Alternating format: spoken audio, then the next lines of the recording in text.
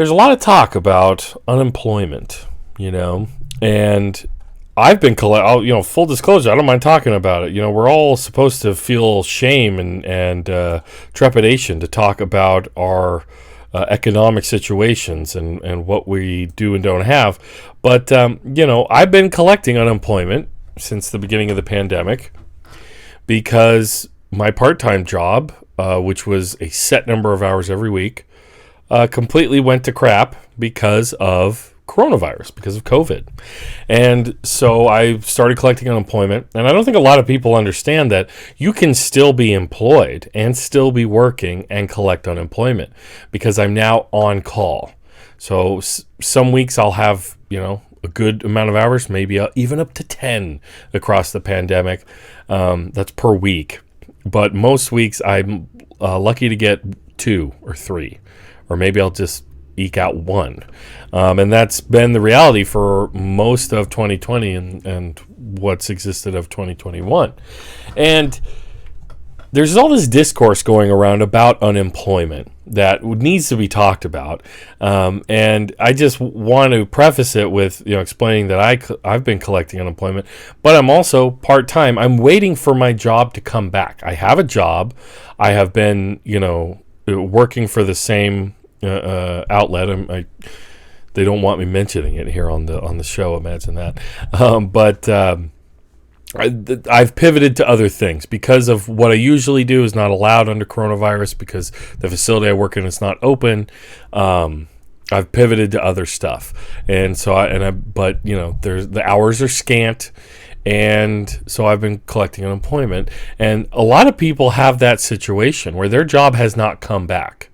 But they have a job, right? And so I just want to mention that because as we talk about all of this rhetoric that's going on around unemployment, it gets kind of interesting. So this is from the website Cal Matters. Let's see here. Yeah, Cal Matters, California's unemployment paradox. Openings and joblessness. So what is the rhetoric we keep hearing, especially from the right? Can't hire anybody because they're all on that unemployment. Gosh darn, ding dang, golly gosh, these dang people don't want to work anymore because of Joe Biden and his, all this extra unemployment. Forget for a second that even Trump and the Republicans agreed at the beginning of the pandemic to supplement with $600 per week unemployment. Now it's only down to $300, which is helpful. Like I said, I'm collecting unemployment because, again, I'm employed, but I'm not back to my full, the full employment that I usually have. But, it really is kind of hilarious that unemployment is being blamed. I'm sure in some cases people just want to write it out as long as they can without working. But really there's more to this conversation. So, this is interesting because the job numbers came in this week for last month. And California, while the rest of the country, the new unemployment claims dipped lower than they have nationally for before the pandemic, California stayed about the same from the month before, I believe. So despite California's high unemployment rate, many positions at restaurant, bars, and retail stores are going unfilled, causing some business owners to fear they won't be able to reopen even when the state gives the green light on June 15th. The Golden State's unemployment rate remained unchanged between March and April, holding steady at 8.3%, even as employers added nearly 100,000 jobs. According to figures released Friday by the Employment Development Department, that accounts for 38% of all U.S. jobs gained last month, a bright spot that dims when one takes into account that California still has the nation's second highest unemployment rate and has gained only 48% of jobs lost amid the pandemic. In some areas, the share of jobless residents is actually increasing. Los Angeles' unemployment rate shot from 11.4 in March to 11.7 in April. Nevertheless, Gavin Newsom, the governor, touted the April unemployment figures as California continuing to lead the nation's economic recovery, noting that his $100 billion stimulus plan would help small businesses recover. Not all business owners were convinced. This is Marvin Maldonado, co-owner of the Federalist Public House in Sacramento. Federalist Public House. That sounds a little partisan. If he could wave a magic wand and find folks to come back to work, I'm hard-pressed to find anybody willing or able to work a Saturday night. Experts say the staffing shortage is likely due to a multitude of factors. Thank you, experts. People, especially women, dropping out of the labor force as schools and child care centers close. Fear of contracting the virus in the workplace. Fear of contracting the virus in the workplace. I would say that maybe that one could have been the first one, right? Right. So let's see. Whoops. So yeah, fear of contracting the virus in the workplace. Some families finding that it makes more financial sense to stay on unemployment than return to work. Okay, fair enough. Low-wage workers gravitating to other parts of the state and other careers. Oh, here's another one. And low wages in general. Low wages in general. I like to make it big for you guys so you can see that especially well. Yeah, I would say that's probably, that one probably has a lot to do with it as well. Heidi Sherholz of the Economic Policy Institute. I often suggest that whenever anyone says, I can't find the workers I need, she should really add, at the wages I want to pay. Thank you, Heidi. Yoshika Hedberg, owner of the Fish and Bird Izakaya in Berkeley, says, quote, I think people need to make a little more money, but in order to do so, restaurant prices are going to go up. Are people willing to pay for better quality food, better quality service? That's a big question mark, and that's scary. That's the thing. Part of the economic report showed that buying is up. People are buying. Their retail purchases are up. So this is the whole point of the unemployment is it stimulates the economy. People have income to spend, right? And it really is funny, this blaming of unemployment for the fact that people don't want to work for shitty wages. I mean, that really, I would say, is one of the strongest things we have is, people do not... people have come to expect a little more from their employment, from employers. Not only have so many workers found that, hey, I could have worked from home the whole time, they just never wanted to let me do that, right? Through all the Zoom, if you're lucky enough to have a job that you could work over the internet, do Zoom meetings and all that kind of stuff. So many people recognize that, they get just as much work done from home. But now on top of this, restaurant owners or whoever else, service industry business owners, just expect people to come back and work for minimum wage or a couple dollars above minimum wage. This is interesting here. This is Case Study QB, awesome profile on Twitter, shares a lot of these clips here. And let me center the video a little bit more. Oh, there we go. And this is a news report. Quote, they want more. From financial to benefits, we're getting requests for our healthcare program is at an all-time high. Oh, imagine that. They want healthcare in the middle of a pandemic. Maybe we're in near the end of the pandemic, but let's give this a listen. As businesses emerge from the pandemic, they're facing a labor shortage. It's affecting everything from Main Street retail to the corporate world. This market I've not seen anything like this market. Executive recruiter Kristen Giles says employers struggle these days to find top talent. I have employers that I work with that are wanting to see, 3, 4, 5, 6 candidates before they make a decision. And unfortunately, there aren't 3, 4, 5, 6 quality candidates. The same story is playing out across other sectors like retail. But we are going to be short of workers for a while, and people are doing every creative thing they can to get people back. That makes this a workers' market. I don't think you have to be creative. I think you just have to pay them well. And they want more. From financial to benefits, we're getting requests for our healthcare program is at an all-time high.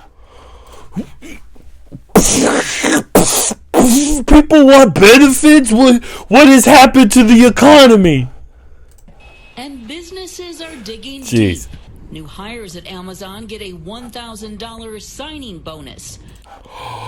You mean that we got to pay them money just to come work here? Oh, like, when we think about the bonuses that CEOs of Amazon or McDonald's, as we can see here, get, oh my God, you got to throw a measly few tuppence to the peasants, the dirty plebeians that coming off the street? How dare they? McDonald's, Target, and Costco have also agreed to signing bonuses or higher wages. Chipotle will offer free college tuition. So, dang, Chipotle. This might be a character for later. Bernie Sanders, Chipotle CEO.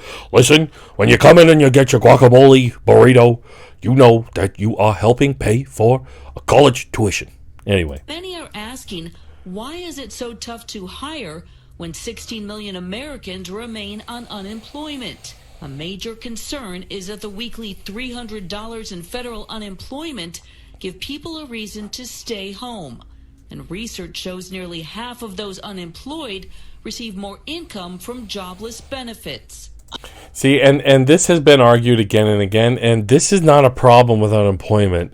This is a problem with employment, right? Like, with jobs shouldn't be paying so little. I mean, it's unbelievable. What we are arguing for, the left is arguing for on a national level, $15 minimum wage, is the case in California.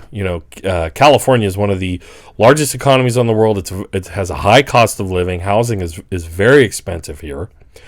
And we raised our minimum wage to $15 an hour years ago. It only finally just kicked in this year to $15 an hour, and already we can tell here that is not enough. It's not manageable. It's better than it was, but it's not manageable. Well, for the 99%, that's Drew Rice. It's a problem with the worker / consumer contradiction of capitalism, always bringing it back to capitalism. But it's not just restaurant owners. It's not just hospitality, hotel owners that are upset about this, or even Target or Costco or Chipotle.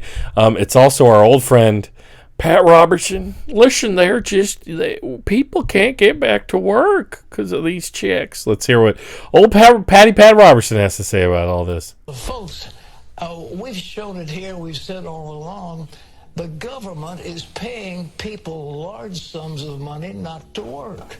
So people, gosh darn ding dang diddly do, are not going to work if they can stay home and enjoy themselves and still get a check. And the Biden... And like I said earlier, hey, Devoid Reality is here. Hello, Devoid Reality. Welcome to the stream. Everybody, if you haven't already, please like the stream. Please subscribe if you haven't. Share it if you're on Facebook. Drop some comments. Devoid Reality adds, the market requires pay and healthcare increases. The market. Shrug. Like, oh. Yeah, exactly. This is the labor market, right? Labor is demanding a little more. Yes, labor has a cushion. We have some unemployment. But, God forbid that labor have a little bit of power, that they actually come to the table with a chip or two in their pocket. Heaven forbid. As Pat Robertson would say, God's saints be praised, heaven forbid. The administration has steadfastly refused to acknowledge that they are causing the problem. So no, they're not. There are many states now, Florida among them particularly, who have said no more, no how, we're not going to give this out, go back to work. And I remember seeing one man who ran a high-end restaurant. He had one in Florida, and he had one in New York. The one in Florida, after they stopped giving out bonuses not to work, he said his phone was ringing off the hook with people who wanted jobs. Oh, imagine that. So literally he's, good gosh darn, the poor luxury restaurant owner. I mean, this is really what we hear again and again. This is, I think, part of the fetishization on the right of small businesses and business owners. Is really, it is a way of, taking taking the focus off of labor. And, clearly, so there are now 5 Republican states, as he alluded to, where the governors have cut off the unemployment stimulus from Congress. And this is clearly, they are just trying to discipline the workforce. Get back to work. Don't care if, you're afraid of getting the virus. Don't care, keep in mind, in red states, there is like less people getting the vaccine.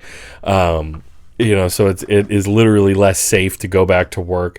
But they're just forcing people to do it because that is what, that's what capitalism's all about, baby. You got to exploit those workers. It's baked into the cake. I got 7 people watching now. 1 on Twitch, 4 on YouTube, and 2 on Facebook. Facebook people, thank you. Share the stream. Say hi in the comments. I'll see it. You're also shy. And you know what? So what's funny about this is it's like the bare minimum, right? This like $300 a week for unemployment stimulus. And as I said before, I'm collecting unemployment, but I still have my job. I still go to work for that job. But the facility that I usually work in and have a full, part-time chunk of hours is closed still.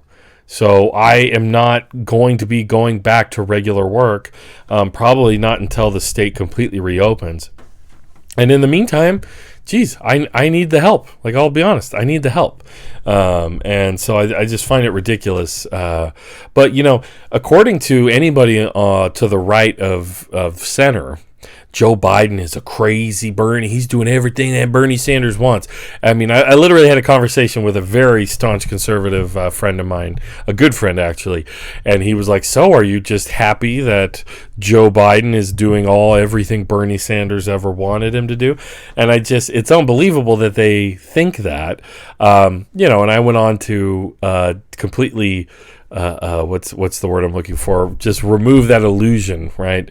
Disabuse him of that illusion, of that lie, And Drew Rice in the comment makes a good point. No shame in unemployment. It is literally insurance we pay for. Exactly. This isn't a handout. It's a program we all paid in for. It's an insurance policy. Which, hey, guess what? It just so happened to be this thing that happened that we all needed our insurance policies, right, to kick in, and that's what they did.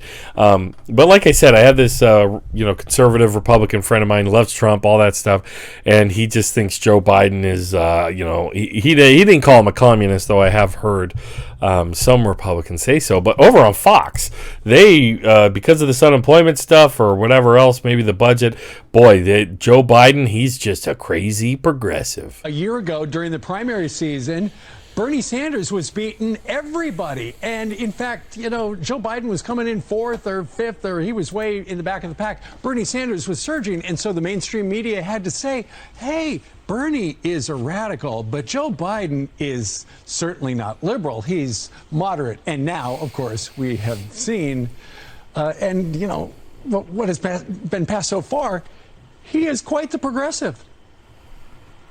Yeah, he absolutely is a progressive, and even worse than that.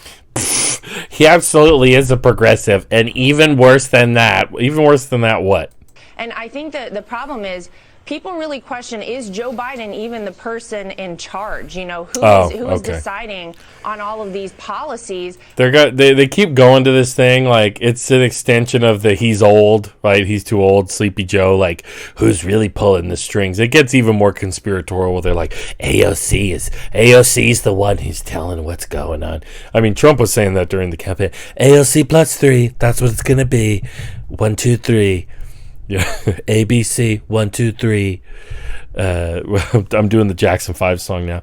That's what it's going to be with Joe Biden and Kamala Harris. So they are just really, keeping with that. I love it. Oh, look at the Chiron. More Americans see Biden as too liberal. More Fox viewers, I guess. But but this is also going on Bloomberg, right? Listen to Bloomberg really quick. Where the liberals stand right now. When Senator Warren gets up on her podium and lectures the banks, as we saw yesterday, how big is that liberal audience that she's speaking to? Well, I think it's large and growing. I mean, this is the wing of the party that is pushing Biden to the left. He is, naturally a centrist. He is naturally a deal maker. And Elizabeth Warren's candidacy, Bernie Sanders' candidacy in 2020, and a whole new generation of voters who believe in big government and big government regulation are pushing the administration toward the left. See, that's hilarious to me. It's I guess it's a little more tied to reality, but pay attention to how she said that the left wants big government. I don't know. Maybe we don't want big banks. Maybe it has something to do with that. Maybe we don't want big banks. Instead, she wants to frame it as big government is what we want. But I mean, they were literally talking about Elizabeth Warren dressing down bankers, and so she's saying, they want big government. Maybe we don't want big banks.